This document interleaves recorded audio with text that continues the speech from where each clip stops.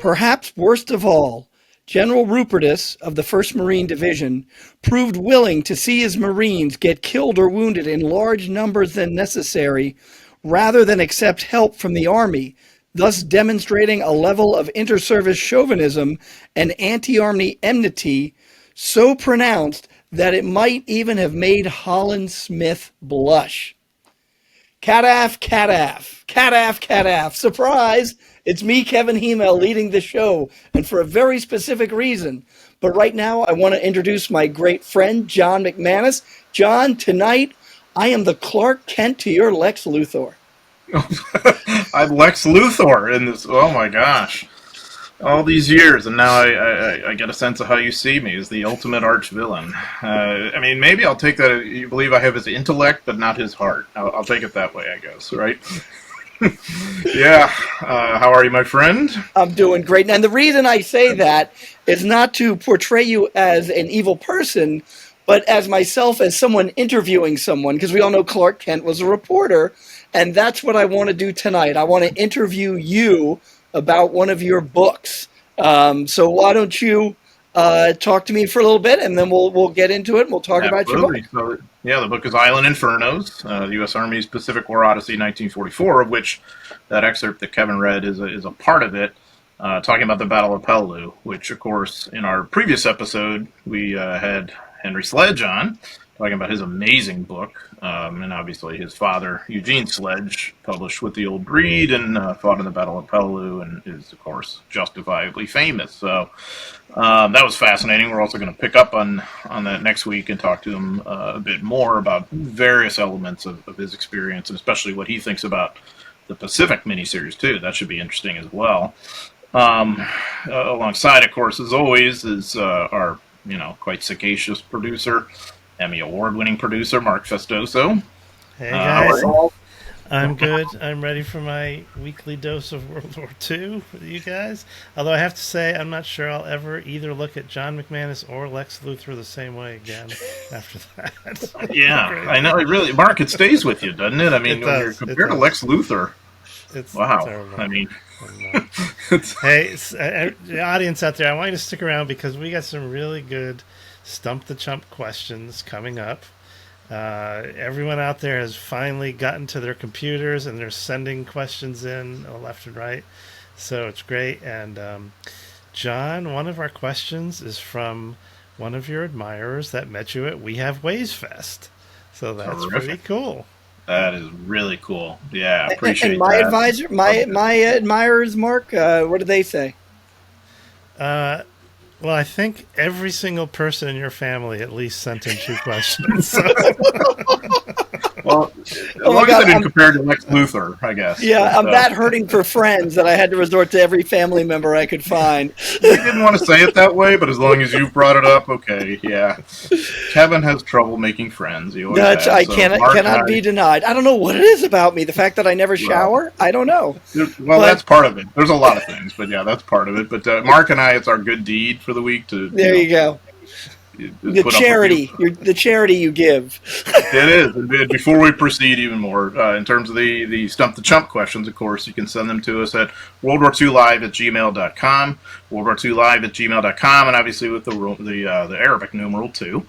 And you can find us on so many different platforms, obviously YouTube, if you're watching on that. You can find us on any audio platform. The dominant ones are Apple and, of course, Spotify, but there are many, many others, and we absolutely love to hear from you. Please subscribe, please like, give us comments, and, of course, emails to our email address for Stump the Chumps. We want this to be interactive with you. I mean, that's a lot of the fun of it. So, I mean, of course, Kevin and I always have a lot of things we want to discuss, but we're also interested in what you want to hear about too, and in the direction you want us to go. So, for that to happen, we need to hear from you, and we need to get that feedback. So we do appreciate that. And we're trying to get on YouTube to 1,000 subscribers, right? And John, Kevin, what are we going to do when we get 1,000 subscribers? I think we got to think about that. We got to give our audience something special. Yeah, I'm going to thank my whole family first of all when we get there. But yes, we need to do something for the people that support us, because obviously the listeners are the lifeblood of a show like this. where we dare them to stump us, and unfortunately, they are successful from time to time. They are. Yeah. Yeah, I mean, well, maybe sign copies of our books. I mean, who knows, for the lucky 1,000th or 1,001st. I would be happy to sign copies of your books, John. Yes, we could do that. That's good. We'll have you sign copies of my books in the back. In the back, where it'll be hard to see, though. Well, speaking of my books, we were talking Island Infernos, and shameless plug here, of course. There we go. Obviously. And so I actually I requested this because mostly because I just finished reading it. So people are wondering, why aren't we starting with the first volume, Fire and Fortitude? It's because I told John to hold off writing that book until we started a podcast, but he didn't listen to me. So we're kind of starting in the middle, and maybe if a few people listen to this, we'll go back, and if I can remember what I read in Fire and Fortitude, which of course I do. But John, I think, to start off, I got a ton of questions just from reading it. I really enjoyed the book. But we just had Henry Sledge on, and he was giving us such great stories about Peleliu. And you cover Peleliu in a very different angle. Peleliu to so many people is a marine battle. And the Army, I don't think there's an island in the Pacific that the Army doesn't either land on or land with the Marines or follow up the Marines. It's never really this sort of lone wolf image that the Marines do like to promote. It definitely makes them sparkle. But, the Marines in Peleliu are supported by the Army. But there's some really bad command decisions that both, are in the Sledge books, I'll say books plural, and in yours. And that's the Commander Rupertus, who I read that piece from, refused help from the Army, which is ready to go with a veteran division, if I'm correct about that. And he simply refuses out of Marine pride. And why? Tell me about that. So General Rupertus is the only commander I can think of in studying a lot of military history who actively did not want reinforcements in the middle of a battle. It's just absolutely mind-blowing to me. And I mean, as I say this, all due respect to the Marines, I mean, the Marine Corps is absolutely amazing. So I'm not really trying to take anything away from them. Actually, I think when you delve deeper into the Pacific War, you get a sense of how the Marines were punching above their weight. But there just weren't very many of them. I mean, so what I mean by that is the larger kind of context and perspective. The Army carried out about 100 amphibious invasions in the war against Japan, the Marines 15. There's very, very few exclusively Marine Corps battles in the war, Tarawa and Iwo Jima almost, although there's an Army regiment there. And so usually the pattern is that the Army is carrying the load most of the time in most of these battles, the Philippines especially, of course. So at Peleliu, here's how they had set it up. So you have, I think there's an amphibious corps. It's either the 3rd or the 5th. I'm just blanking on that right now. Apologies. It's a Roman numeral. It's one of those Roman numerals. And of course, we do Arabic numerals with our World War II Live at gmail.com. So we're used to that, I guess. But so there's 2 divisions that are part of that corps under an amazing commander, by the way, Marine Major General Roy Geiger, an aviator. So you have the Army's 81st Infantry Division and, of course, the 1st Marine Division. And the plan was that you're going to send the 1st Marine Division into Peleliu on September 15th, 1944. The whole division. That's a 3-regiment landing. That's a pretty big deal. Nobody's in reserve. And then the 81st is going to be aboard ship for a couple of days. And if they get the word that the Marines need to be reinforced, they're supposed to go in there. If not, they're going to go into a neighboring island called Angar, which this is so overlooked. And I go into this in depth in the book. Angar is like just a couple of miles away. And so Rupertus decides, no, we want to keep these guys out. So 2 regiments go into Angar and fight their guts out there against a smaller garrison, about a battalion plus, like a reinforced battalion, maybe half a regiment. And then they are prepared within the week to go in and help the Marines again. And even then, Rupertus is refusing. It makes zero sense, and it just comes down to, like you said, inter-service pride. It's so foolish. So, John, how is Rupertus different from Geiger? What are their differences as commanders and leaders? Yeah, Rupertus had served on Guadalcanal under Vandegrift and had a pretty decent record. Rupertus is actually the author of The Rifleman's Creed, which of course influences generations of trainees to this day, Rupertus had a pretty solid background and record. But my theory is, well, twofold as to what had happened to him by the time of the Battle of Peleliu. He had lost a good bit of his family to yellow fever when he served in China before the war, and that had to have really affected him deeply. And he had broken his ankle in training before going into the invasion of Peleliu, so he wasn't mobile, and I think he probably had a heart condition because, unfortunately, he was going to die in 1945, so he was not really in good health, and I think that must have affected him on some level, and I think that also he doesn't really grasp the fight that he's getting into. And he thinks Peleliu is going to be one of these sort of Tarawa-like bad 3 or 4 day battles. He even told his division, "Give me 3 days and we'll take it." Which I think was a big mistake. And Geiger, by contrast, Geiger has a broader vision, and he's an aviator by background. He is extraordinarily courageous. He had also compiled a very good record in the war. And he is, by the way, he's attended at least one of the Army's major postgraduate training schools, and I think that's another difference too.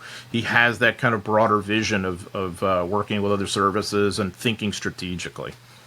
I got to think that maybe at some point he was flying over a maneuver and could look down on both Army and Marines and go, "They're the same." Yeah, they're the same. They're the same, and I've tried to make that point in this book and the whole trilogy. Is that the closer you get to the spear point, to combat, the less differences there were. Marines and soldiers had a great camaraderie for the most part. Yes, Of course, they always have a rivalry. We know that. But for the most part, they deeply respected each other, especially in the infantry. And, so I think that's exaggerated, like some sort of schism, like how they fought differently. Actually, when you really examine how they fought in these battles in the Pacific, it was very similar. So that whole notion of Marines being more aggressive and with frontal attacks. Marines aren't stupid. They're not going to do frontal attacks. They're going to draw in all their weapons and flank people and all that. And the Army is too. And so that to me is just silly. And I think it partially comes from how Rupertus and especially Holland Smith have kind of shaped perceptions even all these years later, unfortunately. Yeah. Now, John, I got to ask you a bigger question here because you've written about D-Day, you've written about, 7th Infantry Regiment, the Battle of the Bulge, elements of that. What moved you to the Pacific? Because to me, that was such a continental shift of you really going into the unknown almost. What got you over there? Well, I'd already dealt with and written about the Pacific some in a book called Grunts, and I'd written 2 pretty substantial chapters in that book, one on Guam, one on Peleliu, where I'd seen the differences in leadership and the differences, I thought, culturally on both sides, where both sides demonstrated their cultural weaknesses. I felt the Japanese on Guam with their ruinous bonsai assault to try and snuff out the American beachhead, and then the Americans on Peleliu with the kind of see the hill, take the hill mentality, which survives all the way through Vietnam, I would argue, for some people. And so that had kind of intrigued me. But I also, Kevin, how we're always looking for something new. I mean, something fresh. The story untold. Yeah, and of course, as an Army historian, to me, it had really dawned on me, like, oh my God, there's an enormous story out there, and I felt that it really needed to be told. I thought, this is, there's 1.8 million Army ground soldiers serve in the war against Japan. That's the 3rd largest military force this country's ever sent overseas. So I thought, when I read that, it blew me away. I had to read it twice. I'm like, wait. That's the 3rd largest army we've ever sent overseas. Now, that doesn't compare to like the Civil War, but it's the 3rd largest army of the 20th century. 21st. Absolutely, to this day. How do we not know any of this, John? That's the other thing. There's a number of reasons, I think, and part of it is the kind of Marine centrism. That we have, and the Marines always have to sell their history more. That's just the way it is, and there's nothing wrong with that at all. A little guy. Yeah, and And also, in the Navy, you control the narrative some, is understandable because it's a maritime war too, and the Navy, boy, they sacrificed massively to win that war. The Army side, I think the oxygen is all sucked out by MacArthur. And I think it's funny because, and I don't know about like when for you as a kid, but for me too, I knew a lot about MacArthur, but it never occurred to me. Yes, he's an Army general. He must have been leading soldiers too, Right. So it's just, but I think it's just easier to just kind of hitchhike a couple of 3 prominent battles in the island hopping that are Marine oriented, and then somehow you're done with the war, rather than really diving into the nitty gritty of it. Which is, once you do, there's no clean way to deal with that. It is absolutely savage fighting from beginning to end. And it is elaborate, very elaborate as the campaign in Europe is in a way, So it's enormous. More so because they had to bring everything with them, and that was something that really blew me away in your book, which I hadn't seen in your previous books. The logistics of all just getting lumber to an island so they could build buildings to live in, but they got so good at it they also had ice cream machines. I mean the normally, when you list stuff, it can be fatiguing, but reading it in your book, you're like, oh my God, all this stuff they had to bring with them. And that was so different from your other books. Yeah, I mean, just to exist in that really inhospitable environment, a lot of these places, of course, had no infrastructure of any kind. So it all has to be built, and it has to be shipped, like you said.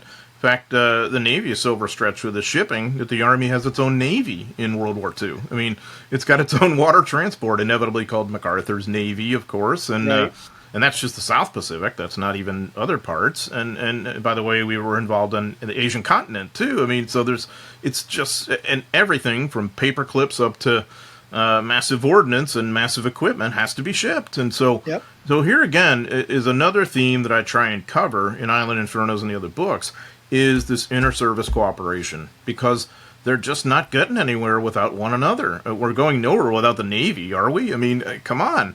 Everything depends on shipping, just like in Europe, and secure sea lanes.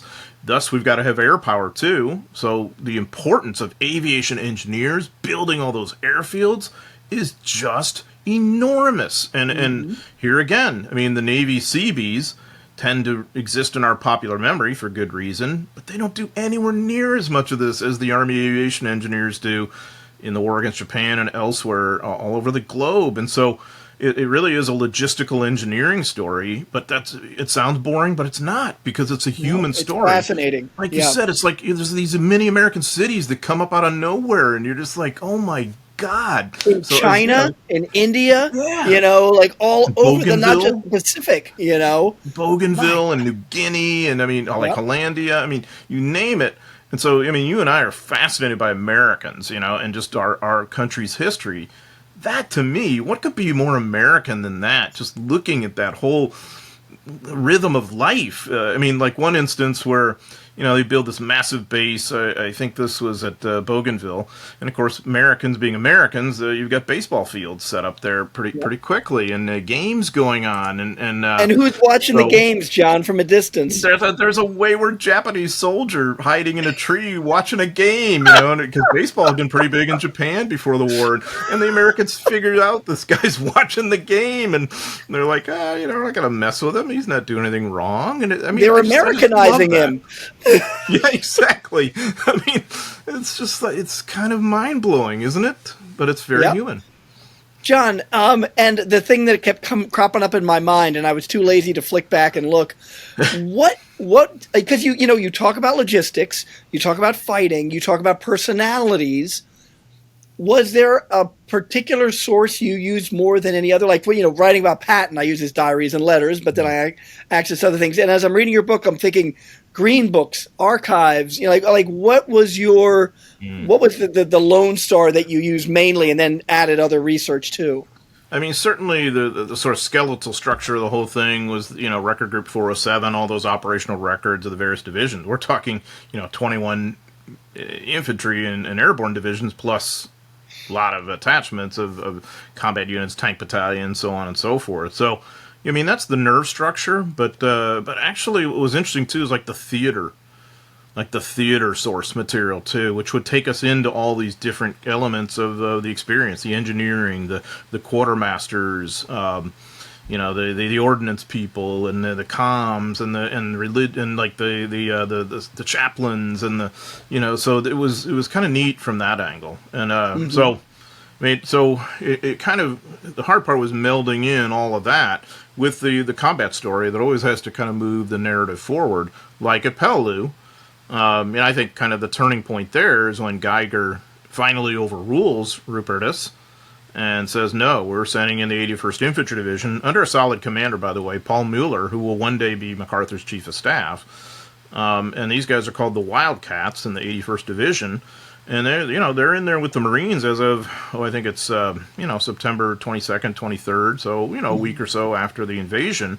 And they're in there through the end. I mean, the Marines are withdrawn about mid-October, most of them. And the 81st basically fights to the end of November in this just horrifying battle, obviously, against the Japanese. So one of the things I've been trying to really kind of revise is this kind of Marine-centric view of what these battles are. Oh, the Peleliu, that's the Marines. Well, it is, but it's an Army and Marine Corps battle. Marines suffer more casualties. Yes, it's true. But you know what? The 81st suffers a lot too. And so we see that pattern a lot. Guam's a really good example too. Saipan, of course.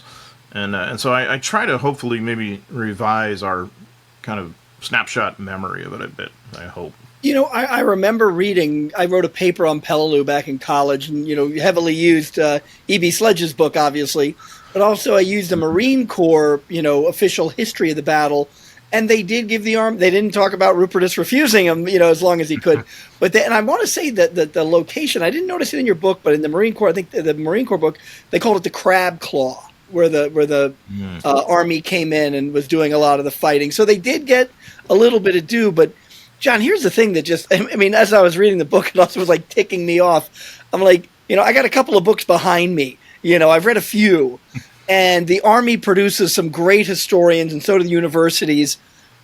Why hasn't any other military or Army historian or military historian addressed this?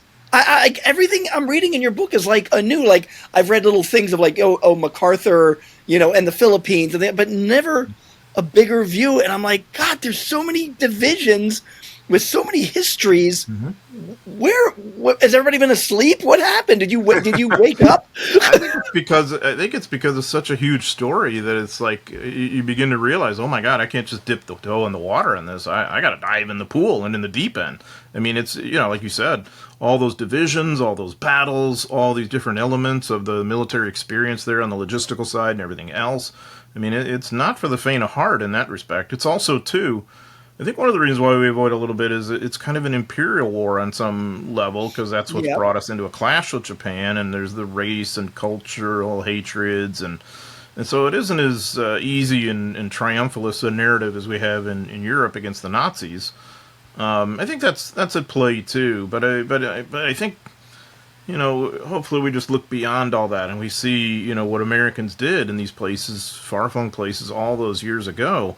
And I often make this point too, Kevin, is that this isn't some esoteric kind of, Army pride, yay, Army kind of thing. That isn't the whole point. The point is, if you are going to operate in that part of the world again against a peer opponent, this is what you're likely to need in the future, because this is what happened in the past.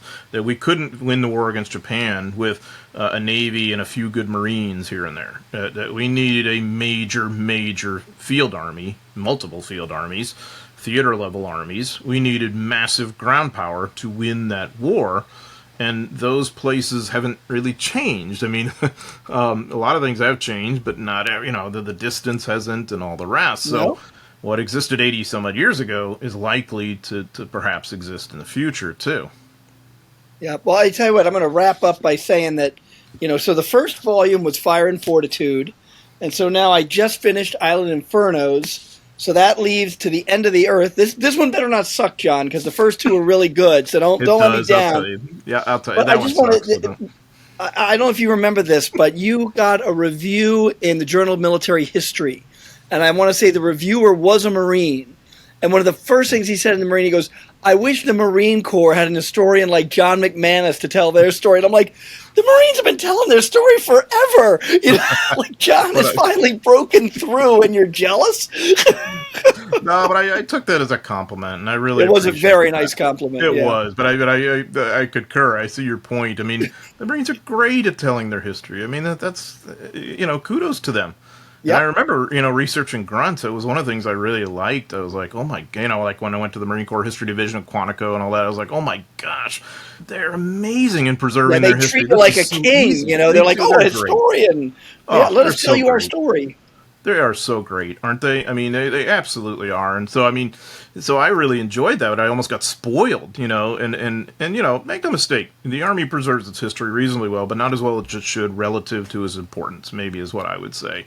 So, right. I felt like I was spoiled doing that research there. And by the way, did plenty of Marine research for this series, too, because I wanted to know what's going on with them and how that melds with, and of course, obviously, we've read With the Old Breed, and of course Henry's book too, and I think that kind of leavens this somewhat too. So I think it's going to be interesting to check with Henry about his view of the miniseries The Pacific, but also some of the nuts and bolts of the Battle of Peleliu and his father's experiences with Army soldiers. Yep. During the war, and eventually later as veterans too. I think that's really fascinating stuff. So and Henry, of course, went to Peleliu. Yeah. What? Last thing, John, you were saying that grunts really kind of started to vector you into that direction, and I don't want. This is not criticism, but you're ugly. No. I don't know. I'm Lex Luthor. There you go. I don't think you could have written this as your first book. To me, this is an accumulation, and your first book, of course, was The Deadly Brotherhood, which was a look at the military experience of World War II. And so if I remember correctly, you did have some Army guys from the Pacific that you profiled. Tons, yeah. So that book it's about the American combat soldier in World War II. So that's all theaters. That's both Army and Marine Corps. It's about ground combat troops, and absolutely, I had tons of us. And that was another thing too, Kevin. That that was in the back of my memory. Like having done a lot of that research, a lot of it at Carlisle at the U.S. Army Heritage and Education Center.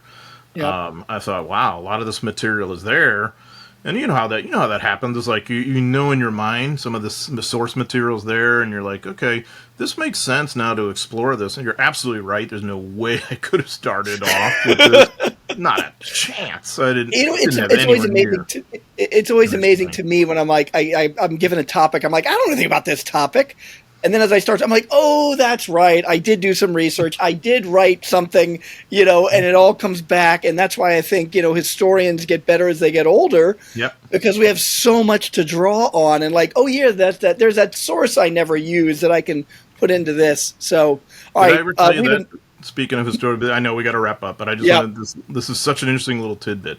One of my mentors, who was a dean, and he was an historian, and he had, as a dean, he had studied like the career path of various fields, and he said that like physicists, apparently their peak is like by age 35 or something. I mean, insanely young. And he said historians peak out like age 50 to 75, and it was so heartening to me. I was like, wow, I feel so old now, but who knows? Maybe I'm still in the prime.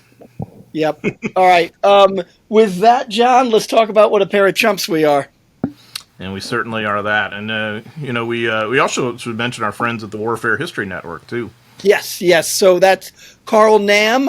He publishes WW2 History Magazine, but he also puts together the website that has all the stories on it. And it's something that, John, I've written for years. John, you've done some stuff for Carl.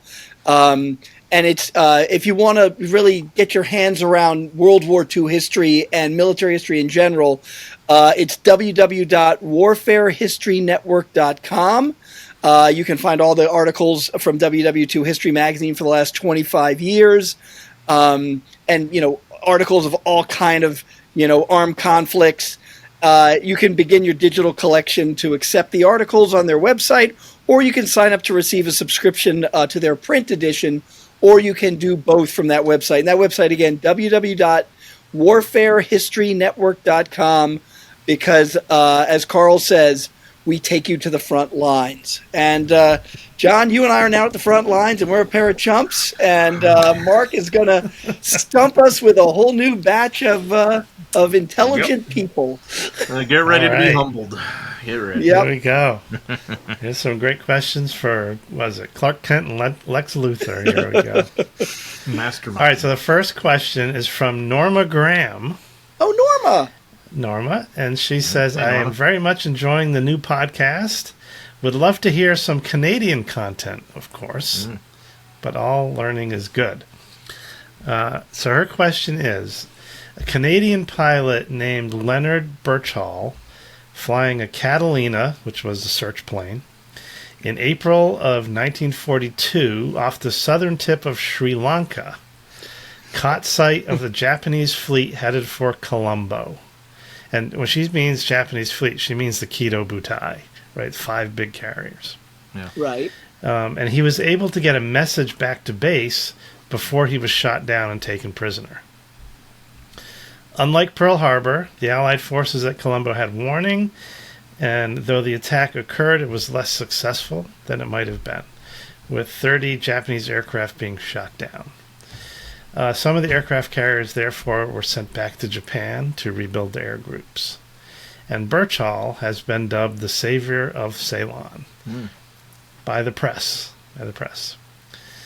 Some historians have posited that this caused the Battle of Coral Sea to not be a victory for the Japanese. Hence, because carriers, the Akagi and the Kaga had to go back to Japan and weren't available. Which led them to try again at a place called Midway. We all know what happened there. Yeah. Do you agree with this assessment? And she says, John, it was a pleasure to meet you at We Have Ways Fest. Ringer. You too, Norma. Absolutely. It was great. Yeah. Meet you and your son. Appreciate that. So, I definitely think this is a factor in what happens at Coral Sea, because the Japanese have to basically reorient and pivot. And so as Americans, we tend to overlook this, the crucial importance of India to basically everything in terms of what happens with resisting a Japanese continental empire in Asia. And so if whatever we would call it, Ceylon, Sri Lanka, that massive island there not too far from India in the Indian Ocean, if that becomes a Japanese-dominated island with an air base and everything else, that they can menace those sea lanes, they can bomb India, they can perhaps help to expand beyond Burma, which they had won North Burma, in 1942, almost concurrently with this. If that happens, the Allies are really in bad shape, most notably the Chinese. Joseph Stilwell's position in China is more or less compromised if that happens. When it doesn't, the Japanese now, have to think more in terms of what they're going to do in the South Pacific, which, by the way, wasn't to their great interest at the beginning of the war, especially for the Imperial Japanese Army. Couldn't have cared less about the South Pacific, really. So they then are going to think about severing the sea lanes between Australia and the U.S., and obviously that helps lead to Coral Sea. What isn't necessarily related to what happens in April 42 around Ceylon and whatnot is the whole code-breaking thing, with the Americans being able to read some level of Japanese intentions there. Kevin, what do you think? I agree. I guess, John, tell me if I'm wrong here, but I think the way the Battle of the Coral Sea is described is that it was a tactical victory for the Japanese, but a strategic victory for the Allies, because the Japanese sunk more tonnage, but then they retreated. So there was a Pyrrhic victory, for them. So I'm not familiar with that story of the Canadian, but I love it that it's a Canadian pilot, in the South Pacific. I didn't see that coming, but it's those efforts by the small people that sometimes make an entire difference. That you could possibly argue he changed the balance of power in the Pacific, because the draw at Coral Sea does lead to the attack on Midway, which is a huge victory for the United States, a huge defeat for the Japanese. I would just add, Sri Lanka, Ceylon. If you want to get a feeling for what that area is like, they filmed the movie The Bridge Over the River Kwai there. And even though some of the prisoners escape and they go to the British and they train, that's still all filmed in the same spot. And so I think that it's nice that someone had a question that can give that area of the world a shout out. And so I'm glad you had better perspective on that than me, John, because I'm just not as familiar with that theater because I didn't write a trilogy on it yet. But I'm glad we have questions like that and listeners who know that kind of detail. Really impressive. Absolutely. It's great. John, is she Canadian?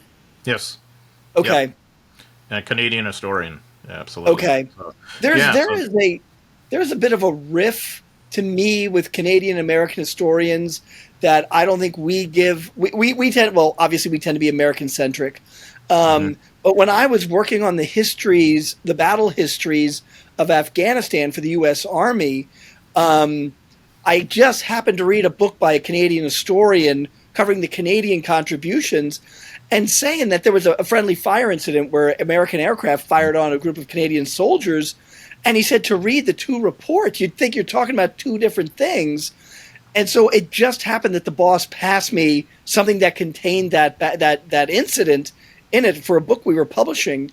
And he had the term the hapless Canadians came under fire. And I said, boss, we got to take the word hapless out. You wouldn't say the hapless 101st got strafed outside of Bastogne and he cut the word. So there's that sort of built-in bias that I hope we can break through. And with people like her, I'm confident we will. Yeah, and I don't know if you remember this, Kevin, but we knew one of the guys who was friends with some of the Canadian soldiers who were killed in that friendly fire incident. Jim Wood, I think was his name. Yeah, many years ago, and he gave us an earful about that. And so there is a kind of you're right, there is a rift, and I think it's unfortunate, and I think it's mainly on the American side, honestly, because Canadian historians prepare wonderful work, and then it gets no traction here in the U.S. Anything Canadian just doesn't sell here. I think it's incredibly unfortunate. Mark Milner, for instance, has done amazing work. I just did a book about D-Day in Normandy, which is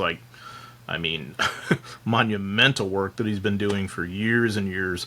He's just one example of Did he write Juno Beach? He has written about Juno Beach, but I don't know if he has a book by that title. But he's done a lot of work over the years. He's also an expert on the Battle of the Atlantic. I mean, he's amazing. Right. But I point out too that I think Norma's question leads us this way. Canada's fighting a global war too. Just like we are. Now, not on the scale that the U.S. is, obviously. But I think it's important to remember that. And obviously, they're in the war longer than we are, from 1939 forward until the bitter end.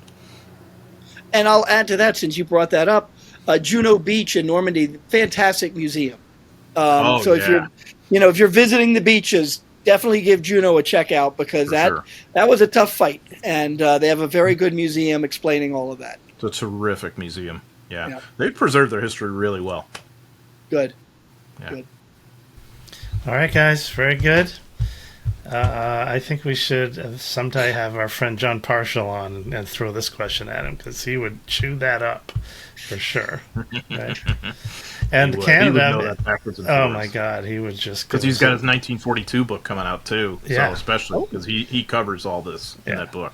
So we'll do that, because I think it's really interesting, and I didn't know about this Canadian flyer, and I did a little looking him up when I heard the question, and apparently most of his World War II experience, right, was as a prisoner, where he was a leader, and he got awards after the war for how he led the prisoners, in Japanese captivity, and we all know that was some of the most brutal captivity was going, and he really was a guy. So kudos to him, and kudos to Canada, and maybe someday we can talk about Shell Estuary and for sure, that kind of thing. Yeah. It should be really great.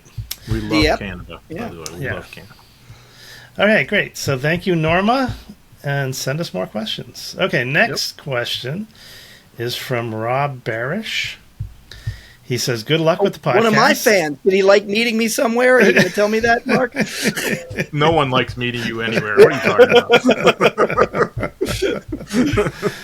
All right, so Rob, go ahead, Mark. He says, good luck with the podcast. You're going to need it with Kevin, but Yeah. Boy, is you smart. That is an insightful dude. Did he really say that? no, I'm just pulling your chain because I can. All right, here you go. His question: the U.S. built 8 new fast battleships during the war, and the U.K. built another 5. Vast resources and money were invested in them, and massive crews operated them. Would they have been better employed building less sexy but more utilitarian destroyers, escorts, corvettes, landing ships, and landing craft, etc.?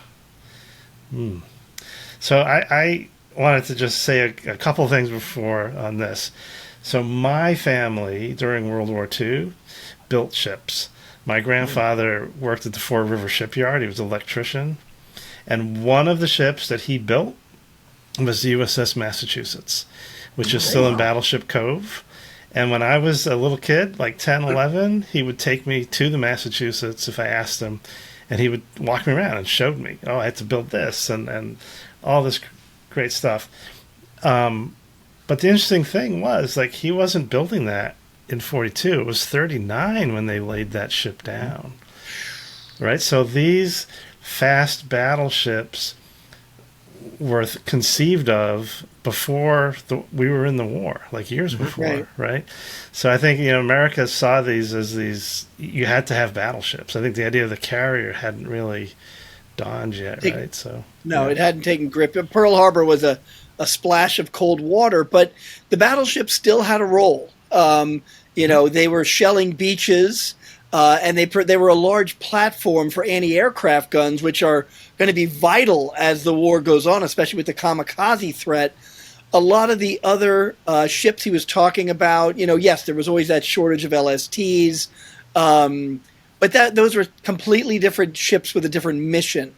So I'm not confident saying that those were resources could have been used elsewhere, because those battleships are going to be used in the Korean War, especially when they're pulling out of the frozen Chosin. And I do know the Navy does shell a lot of shore installations in Vietnam. I don't know if that was the destroyers doing that, if those were more fast cruisers. But no, I think that, we were building carriers along with those battleships. The effort to create landing craft is just, to use a movie term, it goes all the way up to 11. But yeah, I can't say that I think it was a wasted effort. John, what are your thoughts? Yeah, I concur. I think that Congress basically declares its intention for a 2-ocean navy as early as 1936, and that's going to mean some battleships, because to them, that's sea power, at least on some level. And you've had, of course, this ferocious fight within naval circles between the battleship people and the aviation people, and Congress has kind of just adjudicated that and said, well, kind of go both ways, and they sort of do. And those fast battleships that come into play play a pretty significant role in the latter stages of the war. USS Missouri is another prime example, and Kevin, you mentioned Chosin. They're in on that. USS Missouri, by the way, is going to be in the Persian Gulf War too. Yep. I think you have a USS Missouri bias, John. I don't know why, but I don't know how you come up with that. But I don't know why I would have that bias. But what about we never talk about the USS Washington D.C., do we? No, we don't. And it's USS Missouri. It's only the ship where the war ends and all that. But that's not historical or anything. But no, I mean, those battleships still do secure sea lanes in World War II, and yes, they could be vulnerable under certain circumstances. Mainly in which you have a paucity of other sea power to protect them in this kind of the sort of interdependence, and I mean like Prince of Wales and Repulse, that are not adequately protected by air assets, in my view. And so we don't really have that problem later on in World War II. We do on the day of Pearl Harbor, but the harbor is so shallow we can rehabilitate at least 5 of those battleships, all right? So, and if I'm a ground soldier, I'm always thinking that way, right? I love having those big battle wagons to pound a lot of these islands that we're going to invade. And for a lot of that close support, I think that's so significant, the anti-aircraft platform, like you said. And so I do think they play a role in projecting American sea power alongside aviation, which everybody understands how important it is. But those carriers are pretty darn vulnerable too, more so than the battleships, honestly. And so I don't think those are wasted resources. And another reason is because as the war amps up, we're going to have enough destroyers. Not initially, of course, in the Battle of the Atlantic. But once, the war begins, once we're into 43 and after, we got a lot of destroyers globally. And I don't know, let's say we have 3 fewer battleships and, 20 more destroyers. Is that really going to make as much of a difference as the battleships being part of the equation?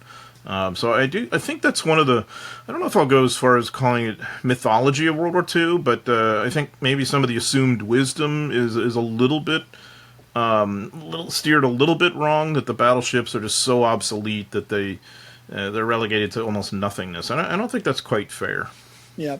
And John, how do they know what's going to be necessary and not? I mean, look at the Army. They've got tank destroyers that are almost obsolete, but they're using them all the way, almost into 45. And maybe you can help me with this. There was a British naval victory in the Mediterranean against the Italians that basically wipes out the Italian fleet operationally. It was it was Martapan or something like that. And that wasn't carriers. That was the British fleet using radar and battleships. So, yes, Pearl Harbor is a brilliant, surprise attack and everything. But, a lot of the fighting for the Bismarck was, a final knockout blow was the carriers. But they were exchanging gunfire back and forth. So there wasn't like a dividing line where it's battleships obsolete, carriers future. And there was always that mix. Yeah. Battle of Leyte Gulf. I mean, the southern part of that battle. I mean, that is the ultimate triumph of American surface assets, of which battleships are a part of that. So I think they proved their worth time and again. They're not what they were in 1905, admittedly. That's a different era. Aviation had changed things somewhat. A great deal, right? But it didn't necessarily mean that there was no purpose to them. Like, I think it's a really good comparison you made with the TDs. I mean, yeah, they had their warts, but I sure like having a TD battalion attached to my division with M10s and M18s that are going and shooting and scooting and knocking out German armor here and there. That is a nice asset to have, and it's not, that we're investing so many resources that it cripples us elsewhere. Right. All right, I think we ate that one. A plus. I love the USS Massachusetts, so I'm with you. Of course you should. That is so cool about your grandfather, by the way. Yeah. Wait, I'm sorry. Was the USS Missouri in World War II? I forgot. What was that? Yeah, well, it was only the place where, the war ended, like the most historical event in human history. But it had been in the war from the summer of 44 onward. Summer of 44. I was going to say, as a St. Louis, you got to say that right if you're going to talk about the USS Missouri. Yes, it had been in a lot of battles. It had been hit by a kamikaze, and of course, this, Kevin. That's true. I've been there. That the captain decides to, when they recover the remains, they bury that kamikaze pilot with full military honors. And the Missouri is, today at Pearl Harbor, and is basically a museum that you can visit. I highly recommend if you're ever out there checking that out. The Missouri played a key role, by the way, at Chosin in that retrograde movement, in helping save the better part of 3 U.S. divisions and many Koreans, Korean military and Korean civilians. 100,000 Korean civilians are evacuated from Wonsan and other places during the course of that. And the Army's 3rd and 7th Divisions, and of course the Marine 1st Marine Division. Without the USS Missouri, there's going to be higher casualties, I think. And I think the most important thing I could say about the USS Missouri is that if you do visit it, make sure you got a baseball cap and a bottle of water, because, man, I got the heck kicked out of me from the heat in Hawaii, and there's no air conditioning on that thing. No, so there's no. They're very inconsiderate that way. There's no air conditioning. No ice cream machine. I mean, come on. Well, there was back then, but not now. There's ice cream stands nearby the ship, though. You can do. Yeah. And one interesting aside, we're talking about the surrender ceremony. To this day, the 2 5-star flags are flying aboard USS Missouri for Nimitz and MacArthur. And I think I didn't notice that. Okay, cool. Yeah, it's really cool. All right, so we're officially part of the gun club right here, like the big guns. Like, I'd say I'm part of both clubs, the gun club and the aviation club. I guess I'm like a politician, I'll accept I'm part of the White Dove Club, so yeah. All right. Yeah, a lot of these battleships are museums now, many of them. Yeah. Wisconsin is in Wisconsin, Norfolk. New Jersey, the Iowa, the Massachusetts, the Alabama. They're all out there. Yep. All right, so we're getting low on Hey, time Mark, here. real quick. Mark, real quick. You said your dad brought you there. Was this in Massachusetts? You mentioned the name of the place. So it's my grandfather. Yes, it's Battleship Cove, which is in Fall River, Massachusetts, and it has the Massachusetts, which for my money, of all the battleship museums that I've been to, and I've been to almost every single one, it's the one that you can go into the most parts of the ship. You can go everywhere. It's just cool. And how far from Boston is this? An hour south in Fall River, which is also known for Lizzie Borden. She was in Fall River, if you know that. You can go see the Lizzie Borden House and Battleship Cove. It's all great. But they also have a World War II submarine, the Fisher King, I think it was. And when I was a kid, I would go through it, and they had veterans who would be the docents, and they'd tell you about tracking Japanese ships. And there's USS Joseph P. Kennedy, which is a Cold War era missile destroyer. So is that named after the father or the older brother? The father, pretty sure. Okay. Yeah. Anyway, so Fall River, Massachusetts, great. Go check it out, and it's one of the. And they have. We're going to get high viewership from there now. Yeah, I think so. There's a really interesting PT museum in the ship, where basically all these members of PT boats gave their souvenirs, artifacts. And so there's like 2 or 3 rooms, and there's these big cases, and they're just full of Japanese flags and samurai swords. And then the guys that were in the med is like, Italian stuff. And again, as a kid, my parents would literally be dragging me out of there. And I was like, no, one more, let me look at more. And I think that if you go in there, there's all these plaques on the wall. I think it was a place where all these guys used to get together, almost as like a club, and they would have events there and stuff. But obviously they've passed on, and so I go in there now, and I just feel like it's a room with their memories. And their feels lonely in a way. It feels lonely in a way, and I wonder what'll happen to all that stuff eventually, right? Hey, as I always tell people, there's still Civil War museums, Yeah. All right, well, we got to get to our last question here because we don't want to shortchange John from Seattle. So John from Seattle sent this question. I don't like his name, but go on. Yeah. Well, this is going to feed right into John's books because it's about the Philippines. Well, good, because John got the first 2 answers wrong. So, yeah, go ahead. Okay, so John from Seattle says, I read somewhere, I feel like in Tolland, that after the Japanese invasion of the Philippines, that large caches of American food were abandoned during the unplanned reversion to the original plan. Was MacArthur shifting the plan to fight at Lingayen Gulf instead of falling back to Bataan immediately? Would it have made a difference if these supplies were available, or prolonged resistance for a while? Or was defense of the Philippines still futile since the Navy was inferior to the Japanese Navy? John, take it away. So I mean, certainly, the Japanese advantage in naval hardware at that point is problematic in terms of reinforcing the Philippines. But MacArthur makes an enormous error in the run-up to the war. And what I mean by that is he decides he's going to defend everywhere on Luzon.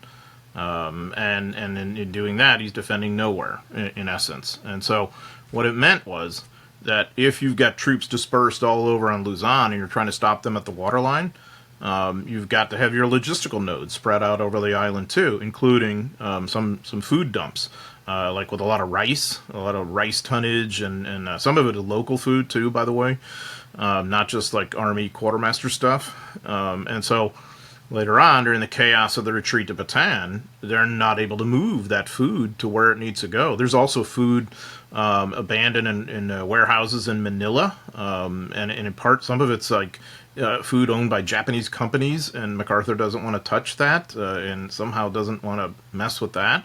There's part of it too is the justification. We don't want to alarm the Filipino population if we're moving food to Bataan and all that. Well, I mean, they're alarmed enough because the Japanese are everywhere, right? I mean, so it's just silly. And the consequence of it is by the time the army gets to Bataan, it is basically logistically compromised. And it's really intriguing because if you'd had those major food resources stored in Bataan, which War Plan Orange called for, the original plan to basically retreat to Bataan and fight there and hang on to Manila. I wonder how long they could have held out, because that army is not really defeated tactically. It's defeated logistically because of its paucity of food. And so I wrote about this in Fire and Fortitude pretty extensively, the first book of the trilogy. I do think it's a little intriguing to think what could have been. Could they have held out long enough for the U.S. to control enough sea lanes to really get there and reinforce? I think that's questionable, but I think they could have held out significantly longer. Just my opinion. What do you think, Kevin? Yeah, I mean, obviously you've done much more recent research on it and writing about it than I have, but I think you're being kind when you were like they're logistically compromised, like they're starving to death. And they're slaughtering their own horses. They're getting their rations cut in half when they're barely surviving as it is, and fighting. And you need to have a nourished body to fight disease. And they're coming down with malaria, dropping like flies. It's horrendous. And it's, to me, and John, maybe you can answer this. Like, it's not a hidden thing. I remember reading about it in, I think, Eagle Against the Sun by Spectre, and even in American Caesar by Manchester, a document. And they really do talk about the rations getting cut and stuff. But was it known back then? Did MacArthur kind of like not tell anybody back in the States that? I mean, were people in the United States aware of this fuck up, of this mistake? Or is that something that comes out later after the war? It comes out later. MacArthur has this incredible cult of personality that he had been promoting. And back in the States, there's this idea that he's a military genius and he's the greatest thing we've ever had. People they're naming post offices after him. People are naming their kids after him. They're renaming streets and buildings, and he's just the most incredible thing. And that's partially what leads FDR to order him evacuated from the Philippines, because he felt it'd be too devastating for morale to lose MacArthur to captivity, much less what was going to happen to his wife and son. And then remember how MacArthur had disobeyed orders to have his family there.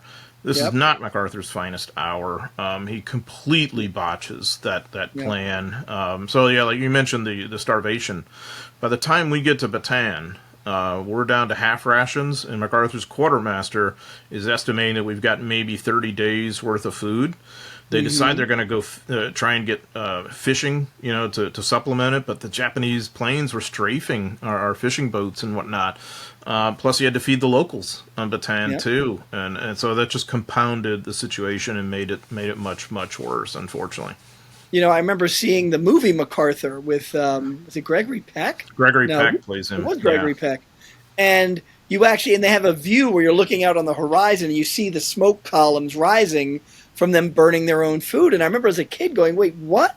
Why wouldn't you eat it? Why wouldn't you? And then when you think about it, the enemy's attacking. You don't have any trucks or anything to get the food out of there. It's just a debacle on top of a debacle. Yeah, so, absolutely a sad debacle. Yeah. Yep. Yeah. So, all right, that's our Stump the Chumps. I don't think we were stumped tonight. I think we did okay. I think we did all right. Yeah, I actually really liked the Battleship question because it got me thinking in a place I haven't really thought before, and it's one of those things where like, wait a second, I have read about this. I am aware of what they did, what their role was in the army, or I'm sorry, in the military. And so I think that's why we like these questions. It gets us out of our comfort zone and makes us draw on stuff that we've researched and never thought we'd use. That's right. Good point. Yeah. All right, so what you?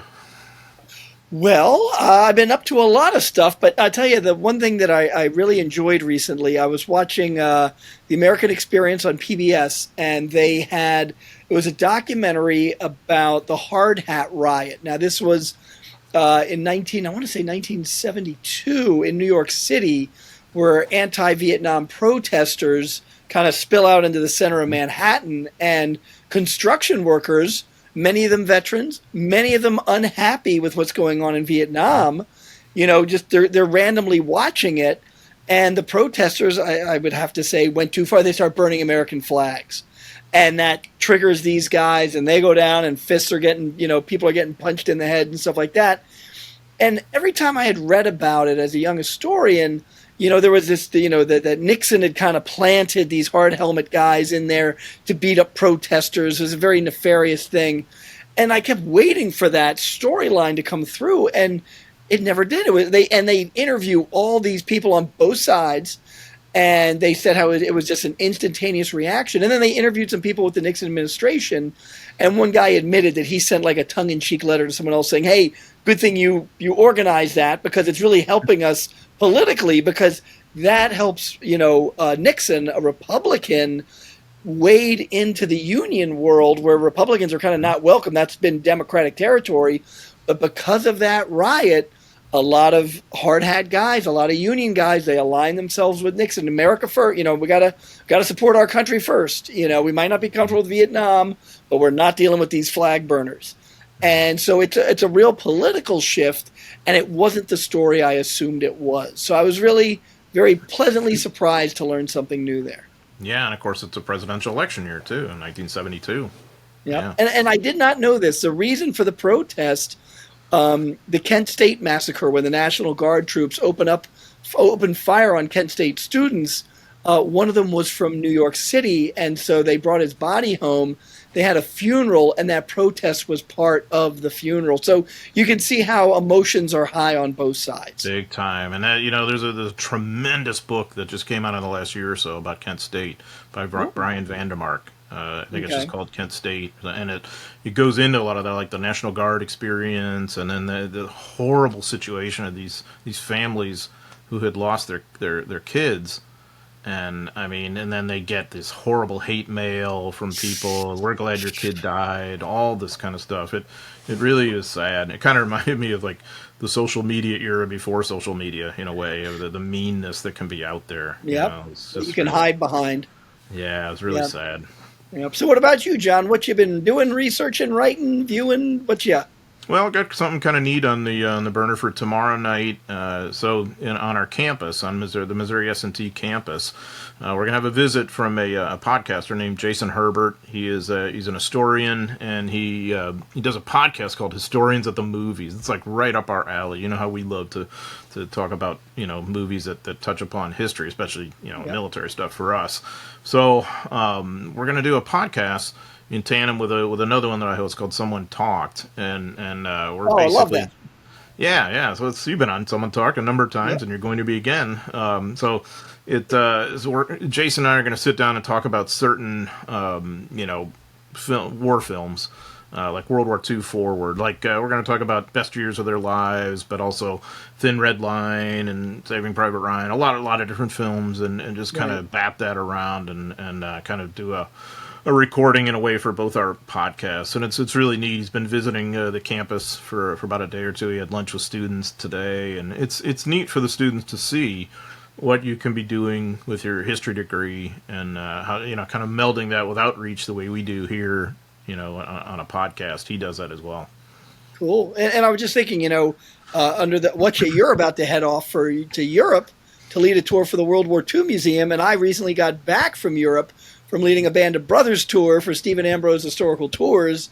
So we're definitely both keeping busy. But what do we got on the burner plate for our next episode here? Well, our next episode is going to have Henry Sledge. The amazing Henry Sledge will be back, talking more about his book, of course. And we're going to talk about the miniseries The Pacific with him. We're going to talk, a little bit more about his dad and just bat things around with our buddy Henry, who, of course, we just love him. He's such a great guy. And it's so fascinating. I mean, I really enjoyed our previous episode with him. So we're going to get deeper into the weeds on all that. Maybe we can talk some of the nuts and bolts of Peleliu and what he thinks about Rupertus too. And there's a lot of ways we can go. But yeah, and he went to Peleliu, right, John? And we definitely got to talk to him about that. Yeah, great point. Yeah, he went there I think in 1999, and that was, as you can imagine, a seminal moment in his life. I think he called his father from there, if I remember correctly. That's right. And that had to be really interesting. So yeah, we'll need to delve into that with him. I think Henry still draws on that experience to this day. You know, I know he and I have discussed it some. So yeah, that'll be our next episode. We That's hope you all are exciting. going to join us. It is. It's exciting. It's fun. Yeah. We just love doing this. It's just really a good time. So remember to send us questions for Stump the Chump. So that's at worldwar2live@gmail.com, worldwar2live@gmail.com with the Arabic numeral 2. Remember to subscribe. We want to build up our subscribers. We are constantly building more by the day, but get in on it. I mean, we want you to subscribe, like us, share these episodes, tell your friends about it, give us comments, give us feedback, because like I said earlier, I mean, we really hope this is an interactive experience. We really enjoy doing this alongside you. So we're available, of course, on YouTube, on all the audio platforms, most notably, of course, Apple and Spotify, among many, many, many others. So just consume us in many different venues, and your life will be much better, I promise. So Kevin, this has been a blast. Always, so my much. friend. Yep. Absolutely. Mark, thank as always for spinning the dials so expertly. And thank everybody else for joining us. And Roger out.